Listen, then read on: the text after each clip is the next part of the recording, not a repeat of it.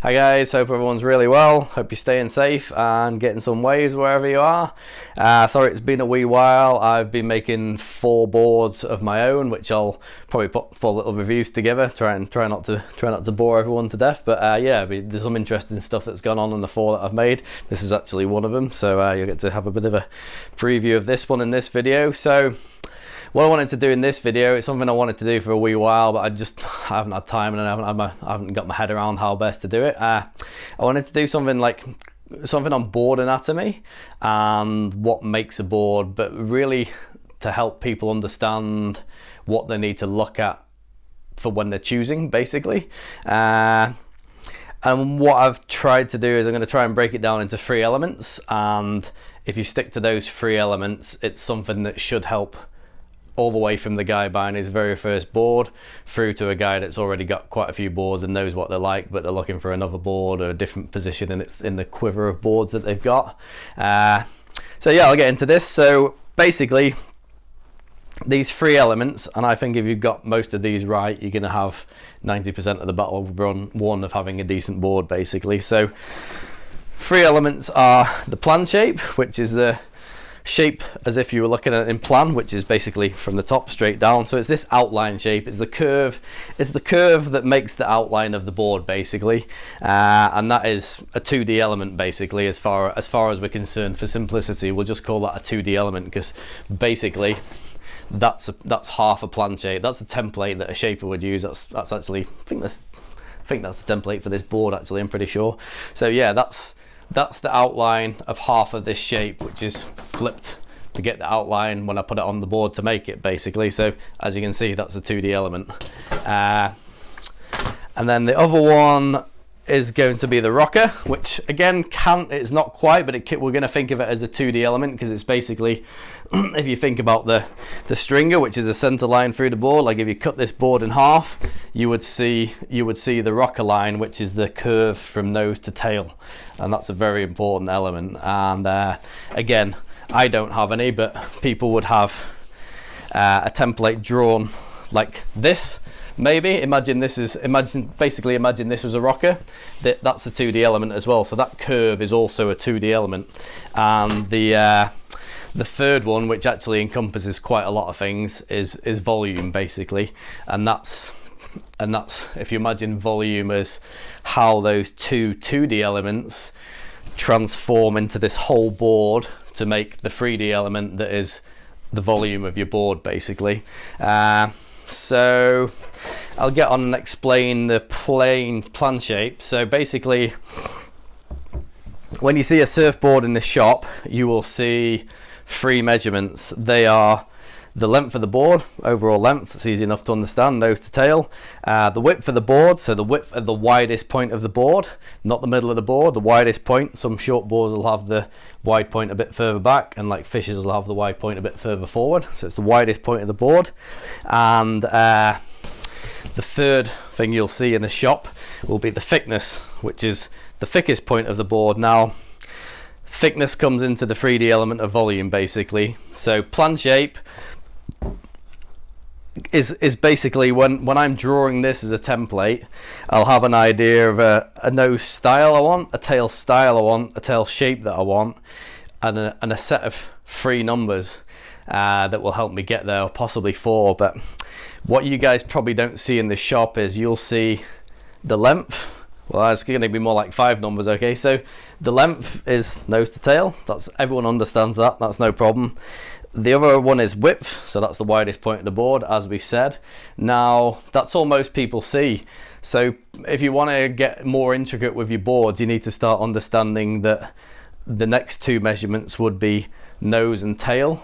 So it's the nose and tail width. So these 2 widths, nose and tail, are taken 12 inches from the tip and 12 inches from the tail, and it's basically that width across the board. Obviously this is only half because it's a template, but it's that width at that point and that width at that point. So when I'm developing these plan shapes, I am for virtually most of the board from here to here, I actually use a bar, and I pin down a point at the tail width, a point at the wide point, and a point at the nose width, 12 inches back, 12 inches forward, and that will create my curve. And I'll use a bar that's got a little bit of stiffness in it to create a nice smooth curve.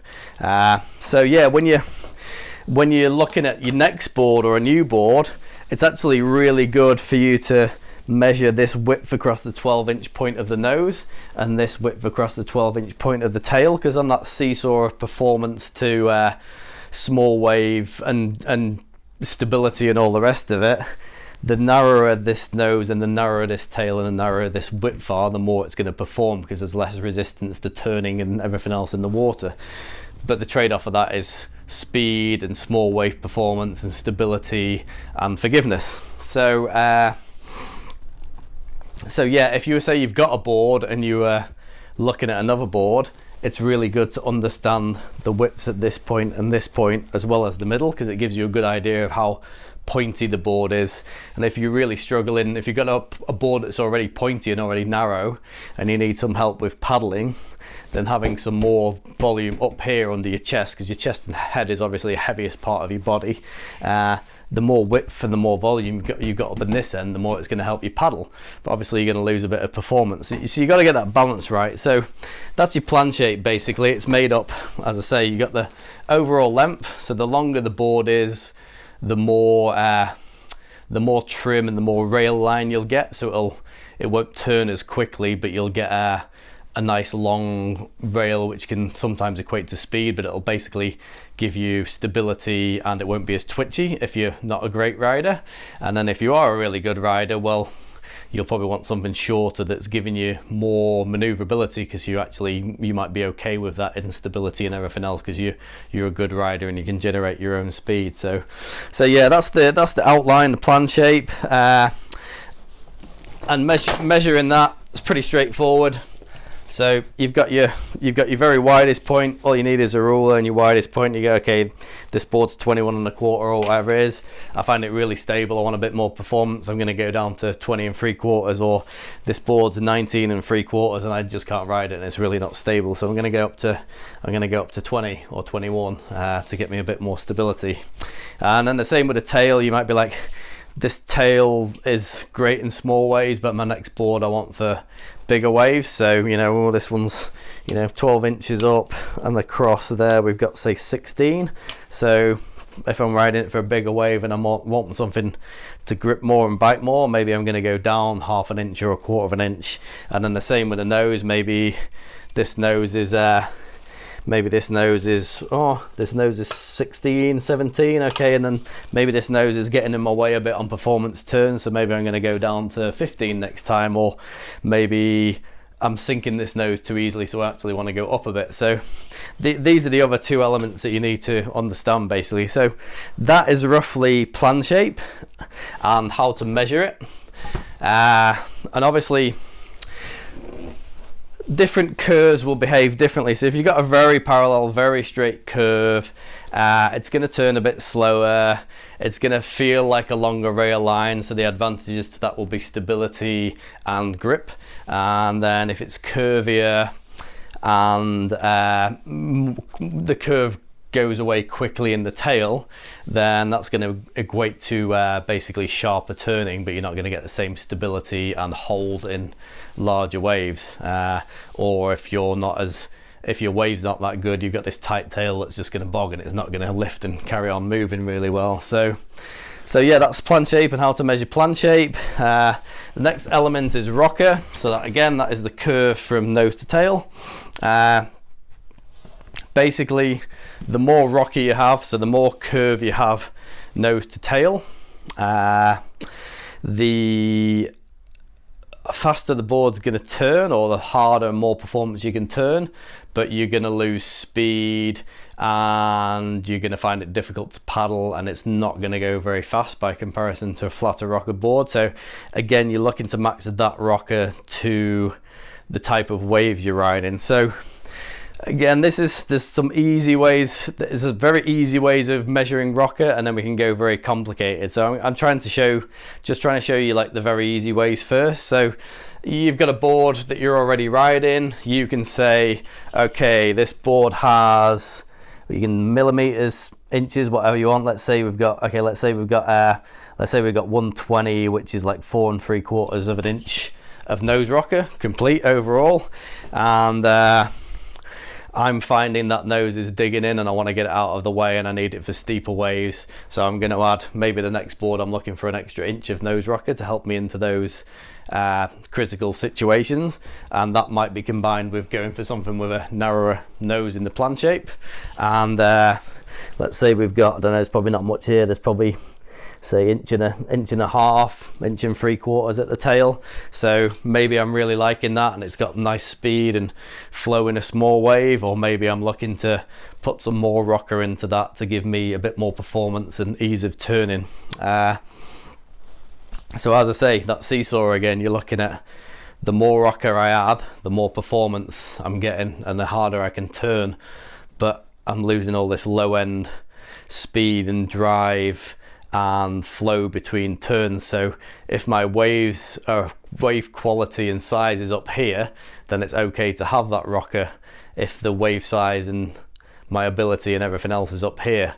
But if my waves are really down there, this end should be up there and that end should be down there. My priority should be to, I'm riding a sloppy wave, I'm not a very good paddler, I'm not very stable to my feet. This is my priority, this isn't my priority, so I can lose some of this and gain some of this.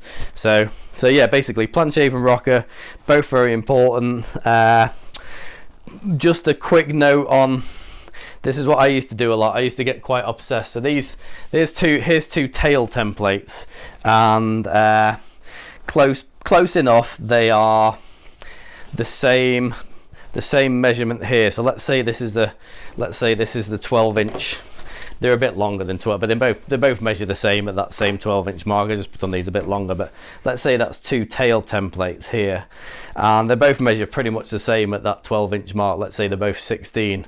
So I'm obsessed on this 16 number because it's what I can see, and I'm like, oh, maybe I get 15.75, or maybe I get 16.25, and I'm obsessing over this number here. But if I'm not bearing in mind the shape of the tail and the curve to get there, I'm kind of missing out, because I don't know if you can see that, but there's a square tail and there's a round tail. So although they measure the same here, you can see there's quite a significant drop in surface area because this round tail has cut that curve. So these shapes would have two completely different square surface areas. So if I'm sat obsessing about them both being X amount here, but I'm not taking into account the tail shape that I'm getting, I'm not really thinking about the whole picture. I'm just concentrating on this one measurement. So this is the whole point about not getting too tied down in the whole measurements. So obviously when you're doing a plan shape, a lot of shapes will have this will quite often be another dimension that people use. So if it's a squash tail or a fish, they'll have a distance between the points, and then that'll kind of dictate how this curve pulls in or doesn't. And obviously, like say, if this squash tail here was a round tail, probably this whole section, probably like that whole section through there would be missing.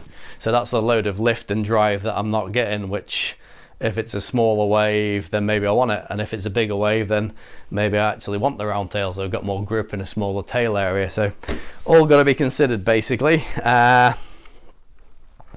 So volume is the next thing. I'm just going to go volume because that's what people see. So volume is how a number of elements create a volume for this basically. I mean, volume is pretty much the space that a body takes up basically. So if this board had a hole in it and I could fill it with water and it held 40 litres is its volume, which is the same as the water if it would displace if it was just air and I pushed it down into a bath, and in theory 40 litres of water would push out because this big lump of air would displace that much water. So it's just a 3D shape. So basically if you had a box that's 1 meter Does that look like a box? Almost like a box. Let's say you just got a square box. There you go. There's a square box. It's 1 meter by 1 meter. And then if it goes 1 meter the other way, it becomes 1 cubic meter. So if you've got something flat that's a meter by a meter, that is 1 square meter. So that's its surface. So if this tail, let's say this tail was, I don't know, whatever it is, but let's say this tail's got a square meterage of, I don't know, 0.2 or something. Let's say this is 0.2. So all of that area that's in there is 0.2, which is basically like that times that minus what you can't see. And then that then went into a 3D shape that was another 0.2. You'd have 0.2 times 0.2 in cubic meters. Hope that's not getting confusing, but you get the idea. It's basically when you're talking about plan shapes and fins and stuff, they talk about square millimeters or square inches or whatever, because that is the surface area, which is a flat area.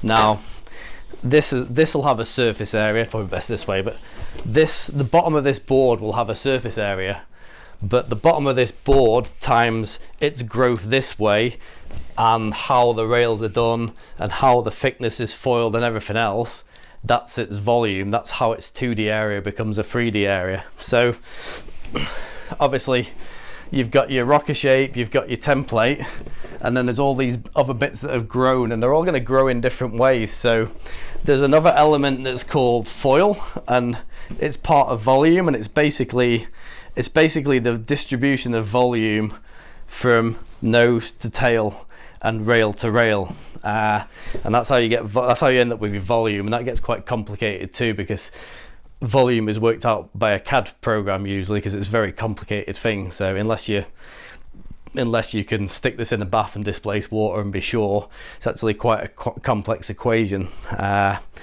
So yeah, you've got to start taking into account how the volume's distributed. So if you've already got this board and you want something that doesn't bog a rail and is more refined and you can turn harder, you might want less thickness in the board. You might want it to foil more to the tail and foil more to the nose, which means it would go from big shape and get really, really sharp at the ends. You usually want your distribution to be quite even and gradual, otherwise it's going to make, you start doing like a huge thick tail and then you had a big dip in the deck and then you had a big thick nose and the other way around. You're going to start having imbalance problems in your volume distribution. So yeah, the foil is basically what you can see is like how thick it is in different spots as we go down the board. That would be called foil. And the same in the tail. What's the thickness there? So that's quite important. So when you look at a board on the racks, you can see if it's really full up here in the nose, it's going to help you paddle. And that's going to give you some more support and more stability if you're an average surfer. And then if you're a really good surfer, that volume up the front and the foil might put you off that board. And the same with the rails. Hard to see on the board, but like if that was this way, if this was sawn down the middle of here, it's going to have a certain profile, and this all adds to the volume. So say I've got these really low pinch knifey rails. That might be what I want if I'm a high performance surfer and I'm light, but if I'm heavier, I might want the rail to look a lot more like this, to give me some float and some forgiveness. So that's another. They're all elements you got to look at when you got to look at the board. It's like, how low is this rail? How low is the volume? How big is the drop in volume from the stringer of the board to the middle to the rail? Is it really full out here? Because all these things affect how the area is distributed throughout the whole board. So yeah, that's volume, and that's why volume's so complicated, because there's just so much going on.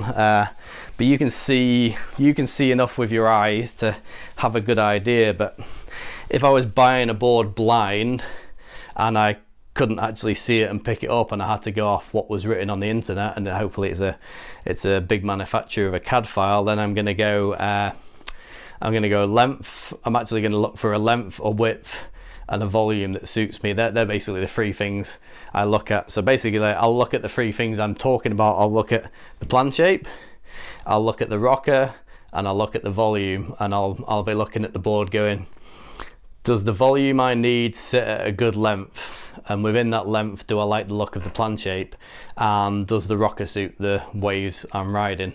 And if the volume looks good for the volume I know I'm comfortable with, and the plan shape looks good for what I want, and I know the nose and ideally I'd know the nose and tail width as well as the main width, and the rocker looks quite nice to what I'm looking for, then that would be a board I would choose. So this is gonna be a long one, sorry, but it's like hopefully I'm not confusing you, but there's so much to it. But if you're a really advanced person and you really wanted to do some measurements, like when I'm copying a board or shaping a board, I measure the plan shape exactly as I've said. I go width, I figure out how far forward or back that wide point is, I measure the nose width, I measure the tail width, and I'll measure the points here, and then I could fairly accurately replicate a similar curve if I wanted to, and that would help me basically plot a template for myself. So that would be the plan shape sorted, and then I'd draw it out and see how I like the look of it and tweak some certain elements until I come up with a shape that pleases me. Like this pleased me, so I'm finished, I'm done my template there. The rocker, you can do a simple measure, as I've said. You can measure the out of the way, you can measure the end of the tail, and you can measure the nose and just say, yeah, that's fine, that's the amount of rocker I want, or I want more, or I want less, or I want less tail and more nose. I personally tend to like not too much tail rocker because I like to get the drive and speed off the tail. People who are a bit whippier turners probably like a little bit more flick in the tail, but I just like a smooth and continuous. So yeah, rocker wise, you could measure just there and there. I take it a lot further than that. What I usually do is I will flick the board upside down on my racks, and I have this flat bar here, and I've basically got a center point marked on the flat bar, and I would mark a center point on the board. And you don't have to get crazy about this, because if you've got this centered at the center of the board to the center of the bar, if you move this, see it's following it. It's not like it doesn't do that. You don't lift it and it goes like that. It still balances itself. So if you're not 100% spirit level horizontal on your board or your bar, it's not going to make a massive difference. So don't get too carried away with that. Just figure out the center point of your board and the center point of your bar, and that's pretty much going to give you a reference. And then what I would do is put a bit of tape on if you want, or whatever you like, and then so you don't mark the board. And then this is what I do to a blank as well, and you mark 6 inches, 12 inches, 18, 20, whatever it is. Every 6 inches do a mark, and then measure the rocker there, and the rocker there, and the rocker there, and the rocker there, and the rocker there, and the rocker there, and the rocker there, and the rocker there. And then you've got a bunch of numbers that give you the rocker profile. So if you were shaping that or picking a board in the shop, not only do you know the overall rocker, nose and tail, you actually know the rocker at all of those points, because on a lot of boards what they'll do, which is probably what you want really, just to give you a bit more confidence. So let's say this board could easily have an extra inch of rocker, and all of it could be in that last 2 inches, or it could have an extra inch of rocker, and every single one of those points could be an inch higher than it is, and that's quite a different rocker. So the end measurement could be 6 inches versus 4, but if it all happens in the last 2 inches, it's not a huge change in rocker as it looks like. But if it happens all the way through the nose, then it's quite a big change in rocker, and the same in the tail. So that's how I do a more complex measure of my rocker. And if I wanted to do a more complex measure of my foil, I would do the same thing with the 6 inch marks, and this is basically a shaper's caliper. So to do all this would be the only tool that you need. Most people have got a tape measure, or can get a tape measure. Most people can find a flat bar of some sort somewhere. So I would do for my foils, I would get this, and I would be going end of the tail, 6 inches back, 12, 18, 24, whatever those, every 6 inches. And I'd write all that down, and that would be my foil, that would be my foil map along the length of the board to get the thicknesses I want in the individual areas. So say I've ridden this board and I was like, I love the outline, love the way it surfs, but I just want to get a bit thinner and more bite in the tail, I'd just change that back foil.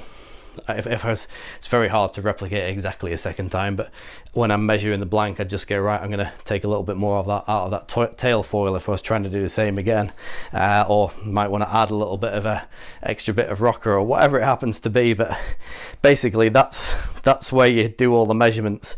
And then the other thing is your rail. So your rail shape and rail volume and where this apex is.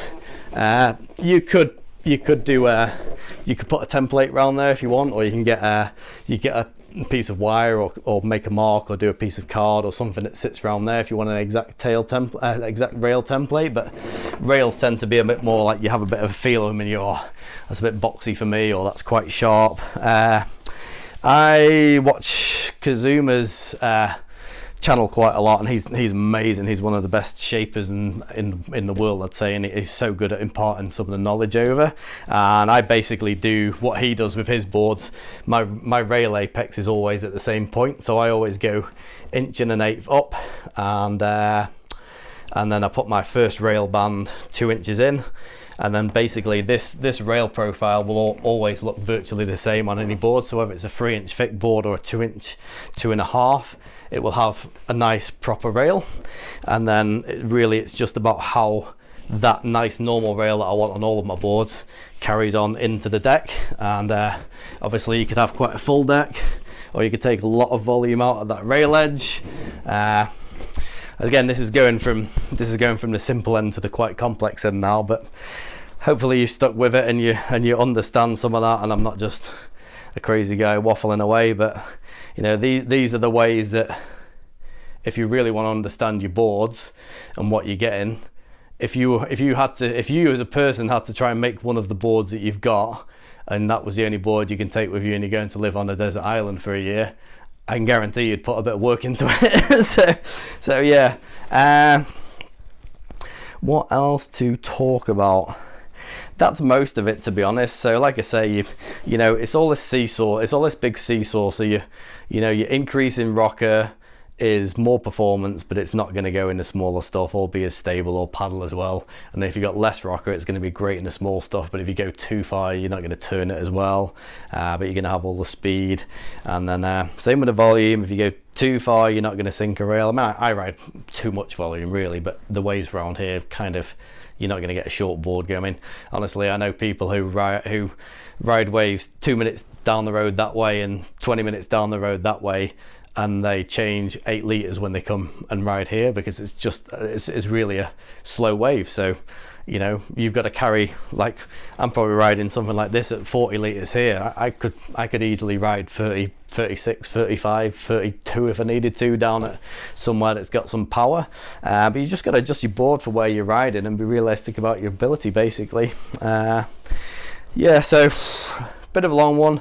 Hope it helps. That shows you how to check things out. Like I say, if you want to keep it real simple, you can just do you can stick with your length and width and your volume and just equate those to each other. If you want to get a bit more technical and hone in on your shape and your volume, if you're happy with your volume and you want to change your shape a little, you know how to measure now the nose and tail, and you have an understanding of how this curve changes the way the board rides. And if you want to really get deep into the rocker, if you don't want to get too deep into the rocker, just measure the rocker at the tail and the tip. And if you're finding the nose is catching all the time and you're not getting to perform the way you want, pick a board next time with more nose rocker, and probably pick a board with maybe a narrower shape in the nose as well. Yeah, same with volume. If you're finding you like everything about the shape and the size and it paddles quite well, but you just think your rails are too chunky and you're bogging a rail and you're not really carving a rail in and it's too floaty for you, then look for a similar thing but with a more refined rail or just less volume or less thickness in the same, so you could get the same plan shape and the same rocker but you take the thickness down. And if it's really bladey at the rails and you're catching a rail all the time and you're not happy and it's not very forgiving, then you want to get a boxier rail that's going to give you a bit more forgiveness. Yeah, and then you can get into concaves and stuff after that, but concaves are kind of, I mean, they're important, but they're kind of the cherry on top. A lot of my boards, I put a single concave from about here, and then it gets deepest just under where your front foot's going to be. I go into a double through the fins, and I go for a V off the tail. And if you never did anything but that, it would be a very good all-round concave, and you wouldn't even have to think about concaves. There are differences, there are better ones, there are better ones for different boards, but they're going to be the 5 or 10%, they're not going to be the 90%. 90% of your board is your rocker, your plan shape, and your volume to suit you and your waves. So that will be a long video, but thank you very much, guys. Hope you picked something up, and I hope you don't think I'm completely nuts. But this is the amount of work that would go into a shaper shaping a board, or a shaper making his new models for the next year. They're going to be thinking about all these things and what they want to change based on feedback they've had and all the rest of it. And that's what I like to do for my boards, and really think it through well and check it out and make sure I'm putting the best I can into the boards that I make. So I will be back to review some of these. I've got this little bad boy here. I've got a 20 with a fat little chopped off swallowtail.